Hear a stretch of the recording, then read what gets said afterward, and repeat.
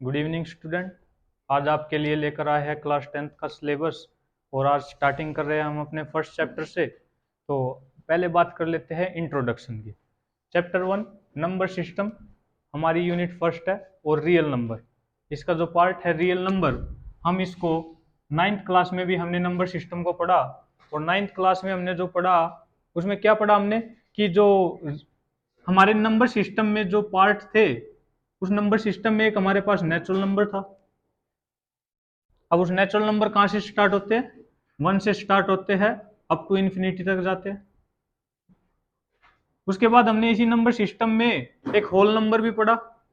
Whole number की starting कहां से होती है? 0 से स्टार्टिंग होती है। 0 1 2 3 अप टू इन्फिनिटी तक जाता है।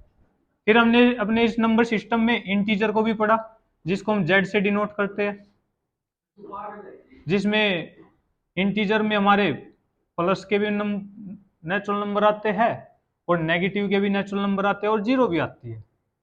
उसके बाद हमने इसमें रैशनल नंबर पढ़ा था। अब हमारा जो रैशनल नंबर था वो क्या था? जिस नंबर को हम पी बाई क्यू की फॉर्म में रिप्रेजेंट कर सके।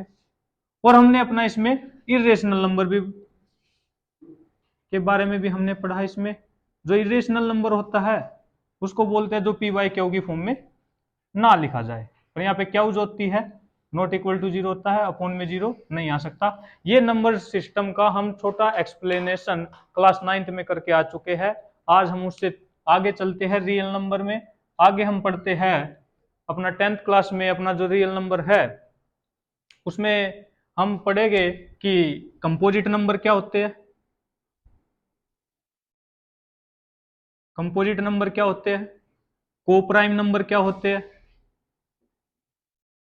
और एक इरेशनल नंबर को एक प्रूफ करेंगे कि एक जो इरेशनल नंबर है वो क्यों है। हम एक जैसे √2 है, हम इसको इरेशनल क्यों कहते हैं, हम इसको भी प्रूफ करेंगे। ये प्रूफ करके दिखाएंगे कि हम इसको पी बाई क्यू की फॉर्म में नहीं लिख सकते। Very easy. ये छोटा सा इंट्रोडक्शन है, जान लेते हैं। सबसे पहले बात करेंगे हम अपने फर्स्ट चैप्टर में fundamental theorem of arithmetic. Syllabus काफी, बोर्ड ने काफी सिलेबस हटा दिया है सिलेबस बुक से, जो आपके लिए अब इजी और बहुत ही कम सिलेबस बचा है जो आपको करना है, और बड़ा ही इजी सिलेबस है। फर्स्ट चैप्टर में अब रियल नंबर में सबसे पहले थ्योरम आई है अर्थमेटिक थ्योरम, वो फंडामेंटल थ्योरम ऑफ अर्थमेटिक। अब फंडामेंटल थ्योरम ऑफ अर्थमेटिक क्या कहती है? Every composite number. अब भाई एवरी कंपोजिट नंबर आया तो सबसे पहले हम जान लेते हैं कंपोजिट नंबर क्या होता है। अब ये कंपोजिट नंबर क्या होता है? देखो, कंपोजिट और प्राइम नंबर, ये प्राइम नंबर आप पहले पढ़ के आ चुके हो। प्राइम नंबर तो वो होते हैं जिसके दो फैक्टर होते हैं, एक वो इटसेल्फ होता है, खुद होता है इटसेल्फ, और एक उसका वन होता है। ये दो फैक्टर होते हैं, एक वो स्वयं होता है और एक वन होता है, उसको प्राइम नंबर बोलते हैं। लेकिन प्राइम नंबर में और को प्राइम कंपोजिट नंबर में थोड़ा ही डिफरेंस है। कंपोजिट नंबर वो होते हैं जिसके दो से ज्यादा फैक्टर हो, प्राइम नंबर वो जिसके सिर्फ दो ही फैक्टर हो, एक तो भाई वो खुद है और एक वन है। और कंपोजिट नंबर वो जिसके मोर देन टू फैक्टर हो, more than two factor, more than two factor.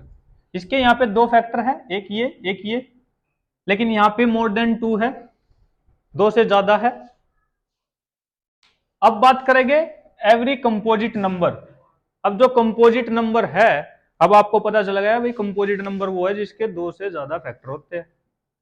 अब कंपोजिट नंबर जो है, अब बात करते हैं, उसने कहा कि every composite number can be expressed as a product of prime. जो भी कंपोजिट नंबर होगा, जो भी कंपोजिट नंबर होगा, मैं कहता हूं कि कोई भी कंपोजिट नंबर वो होगा जिसके दो से ज्यादा फैक्टर हो गए।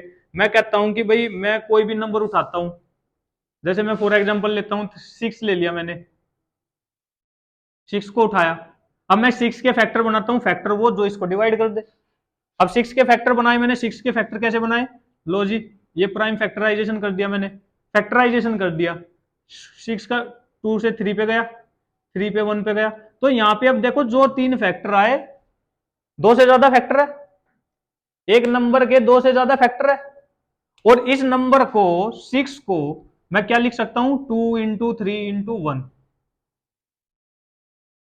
समझे क्या कहा, every composite number, every composite number. लो भाई ये जो है ये सभी कंपोजिट नंबर है, इनके दो से ज्यादा फैक्टर है। एवरी कंपोजिट नंबर जो है, कोई भी नंबर उठा लो जो कंपोजिट है जिसके दो से ज्यादा फैक्टर है, उसको हम प्रोडक्ट ऑफ प्राइम नंबर लिखते हैं। ये रहा भाई product of prime, product of prime, product of prime. जो भी उसका आंसर आएगा वो प्राइम नंबर आएंगे। ये यहाँ पे ध्यान दो लो, यहाँ पे ये जो है ये आपने कंपोजिट नंबर लिया था, लेकिन उसके जो प्रोडक्ट आए वो क्या है, 2 और 3 आए। और 2 और 3 कैसे नंबर है, प्राइम नंबर है, आप जानते हो। तो कोई भी कंपोजिट नंबर उठाओ, उसका जो प्रोडक्ट आएगा वो हमेशा प्राइम आएगा। और एग्जांपल देख लेते हैं।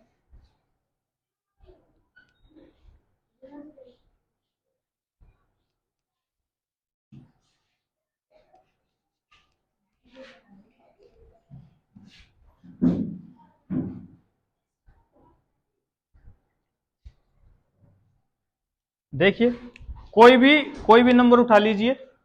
जैसे मैं कहता हूं 12 उठाया हमने, कोई भी नंबर ले सकते हैं। 12 हो गया, 15 हो गया, 17 हो गया, कोई भी। अब देखो मैंने 15 17 12 15 तीन नंबर लिखे, लेकिन आप उसने कहा कि composite number.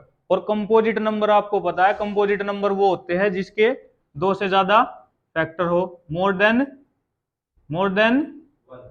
More than 2 factor. अब भाई मोर देन 2 फैक्टर है तो यहां तो 17 के तो 17 और 1 है, दो से ज्यादा तो नहीं हुए। तो 17 के तो कितने फैक्टर हुए, दो ही हुए, तो 17 कंपोजिट नंबर नहीं है।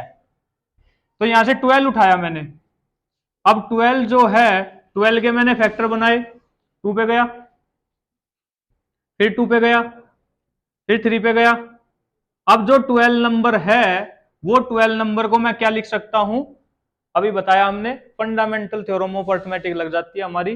फंडामेंटल थ्योरम ऑफ अर्थमेटिक क्या कहती है कि कोई भी कंपोजिट नंबर होगा, मैं कहता हूं कोई भी कंपोजिट नंबर, कोई भी कंपोजिट नंबर उठा लो। जैसे यहाँ 12 एक कंपोजिट नंबर था जिसके दो से ज्यादा फैक्टर थे, उसको हम प्रोडक्ट ऑफ प्राइम लिखेंगे। अब देखो भाई 2 प्राइम नंबर है, फिर 2 प्राइम नंबर है, फिर 3 प्राइम नंबर है। 1 को लिखने की जरूरत नहीं है क्योंकि 1 is not a prime number. और 1 प्राइम क्यों नहीं है, इसके पीछे की बहुत अच्छी कहानी है। 1 प्राइम क्यों नहीं है, 1 को हम प्राइम नंबर नहीं बोलते, ऐसा क्यों। 1 जो है वो प्राइम नंबर नहीं है। अब 1 प्राइम नंबर क्यों नहीं है भाई, अभी तो डेफिनेशन पता चलेगी भाई। प्राइम नंबर तो वो होते हैं जो इटसेल्फ खुद से डिवाइड हो जाए और 1 से डिवाइड हो जाए। अब 1 तो भाई खुद से डिवाइड हो रहा है, बिल्कुल हो रहा है। और 1 का जो 1 से भी डिवाइड हो रहा है, बिल्कुल हो रहा है। तो प्राइम होना चाहिए इस अकॉर्डिंग तो। लेकिन डेफिनेशन में एक बात आई कि जो प्राइम नंबर है, प्राइम नंबर जो होते हैं, प्राइम नंबर के भाई ठीक है, इट सेल्फ डिवाइड होता है, 1 से डिवाइड होता है, लेकिन फैक्टर भी 2 बनाता है। ये फैक्टर कितने बनाता है, 2। इट सेल्फ और 1, 2 फैक्टर बनाता है। लेकिन 1 के केस में हमारे पास एक ही तो फैक्टर है, 1 1। दूसरा फैक्टर कौन सा है, यहाँ पे भी 1 ही है। तो भाई फैक्टर तो क्या हुआ, इसका एक ही हुआ। तो एक फैक्टर होने की वजह से हम एक को प्राइम में नहीं लेते। प्राइम नंबर हमेशा वो होते हैं जिसके 2 फैक्टर होते हैं, और उन 2 में से एक तो फिक्स है, एक तो फिक्स है क्या, 1, और दूसरा भी फिक्स है वो खुद। तो प्राइम नंबर 1 नहीं है, तो यहां पे हम प्रोडक्ट में प्राइम नहीं लिखेंगे, इस 1 को यहां पे हम नहीं लिखेंगे। यही एक छोटा सा इंट्रोडक्शन था आपके लिए, जो चैप्टर फर्स्ट में फंडामेंटल थ्योरम ऑफ अर्थमेटिक, हमारे चैप्टर में इक्वलिट डिवीजन एल्गोरिथम था, अब वो सिलेबस से हटा दिया गया है। सिर्फ हमारे पास अब चैप्टर फर्स्ट में ये रियल नंबर में सिर्फ एक ही थ्योरम है, फंडामेंटल थ्योरम ऑफ अर्थमेटिक। इसके अलावा और कोई सी थ्योरम नहीं है, और होल चैप्टर इसके ऊपर डिपेंड करेगा। अब आगे जो क्वेश्चन आएंगे वो क्वेश्चन कैसे पूछता है कि भाई आपको क्या आएगा कि एक्सप्रेस करो express 140 as a product of prime, as a product of prime.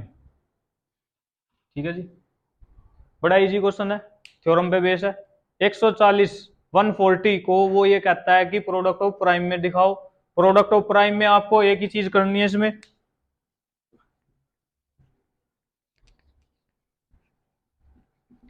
हाँ जी, प्रोडक्ट ऑफ प्राइम 140।